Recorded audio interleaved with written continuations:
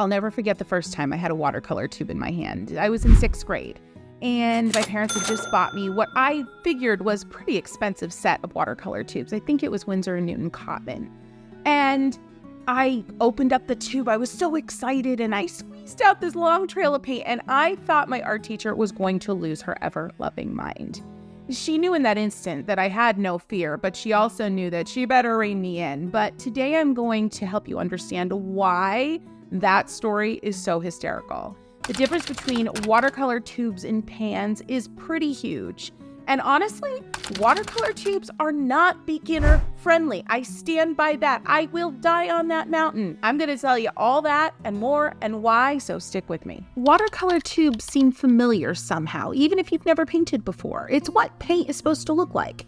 But the pans, once you realize what they are, have a certain ready-to-go allure. Now, let's take a look at the ways watercolor is often packaged. You've got tubes, poured pans, extruded pans, and what I'm going to call cakes. And some of you might argue that pans are exactly the same as cakes, but I disagree. Okay, tubes. It's what you think of when you think of painting with any medium. It's like the gold standard. They typically have less filler, are definitely more economical because of the bigger size. Now, more on that later. Then we have poured pans. Think about it this way. You take the paint from a tube and you squeeze it into a pan.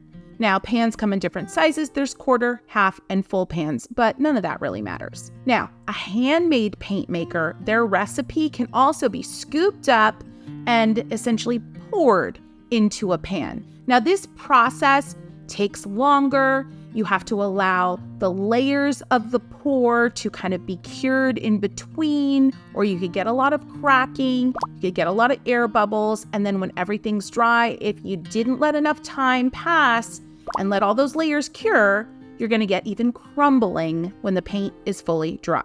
Extruded pans, very controversial. These are machine-made, machine-compressed paint.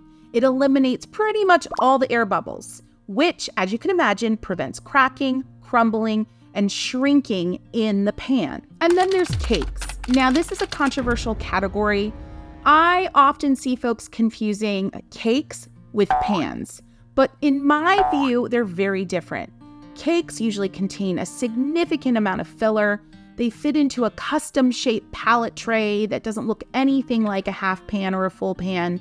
There's low pigment load, very muted, it's often chalky, and it's kind of like the below student grade style of paint.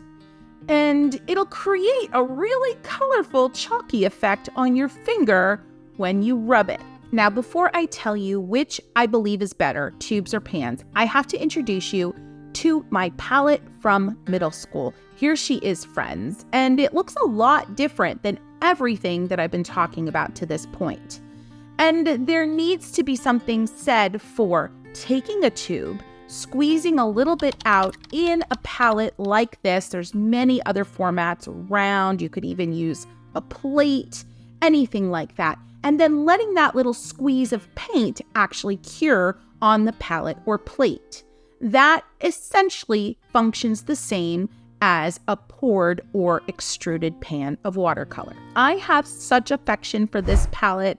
I have to tell you, friends, the only reason I don't still use this style is because I travel so much and I love the convenience and the smaller footprint of half pans and quarter pans fit into a beautiful little palette that I can take anywhere. Now, here's where it gets interesting and potentially confusing, and soon enough, pretty controversial. Whether or not you should use paint straight out of the tube depends on 3 main factors. Number 1, how comfortable are you with water control? And if you have no idea what I'm talking about, it's totally cool. I have a video all about it.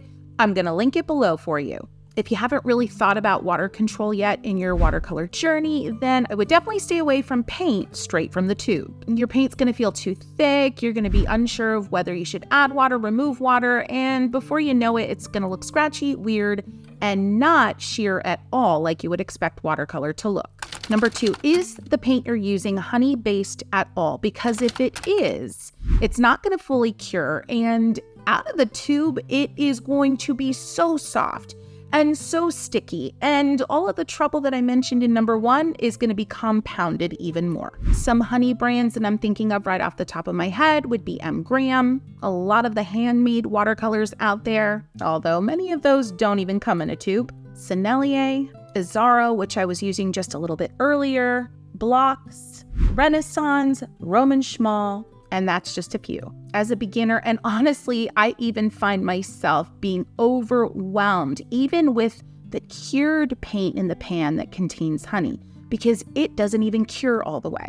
So definitely don't be pulling that paint straight from the tube if it's got honey in it. And number 3, have you tried watercolor before? Because if you haven't, working with paint that is straight from the tube, that is uncured, is just going to add one more layer of potential confusion and frustration to your early experiences. And I don't want that for you, because I want all the good things to happen, all the joyful things to happen in your early days of watercolor painting, because that's going to make you want to keep going. That's going to make you want to stick around and see what happens next with this marvelous medium that just comes alive on the page. But what I do want you to do next is watch this video to learn how to make your own poured half pans of watercolor paint from those tubes that you might have. Until next time, I wish you all the happy painting. From the pans, not the tubes.